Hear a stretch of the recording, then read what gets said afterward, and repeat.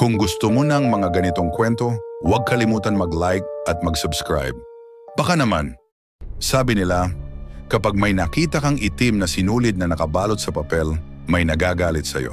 Si Liza, tahimik na babae sa barangay, pero minsan may narinig kaming pag-iyak galing sa bahay niya, kasabay ng tunog ng sinulid na hinihila. Kinabukasan, biglang nagkasakit si Marites, yung kapitbahay na lagi silang nag-aaway, sumusuka ng hihina, parang kinukurot ang loob ng tiyan.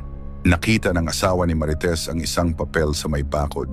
May pangalan ng asawa niya at mahigpit na iniikot ng itim na sinulid. Dinala nila ito sa albularyo. Sabi niya, hindi ito simpleng kulam, ito ang panghuling ritual na ginagawa kapag malaki ang galit. Niyaya nila ang asawa ni Liza.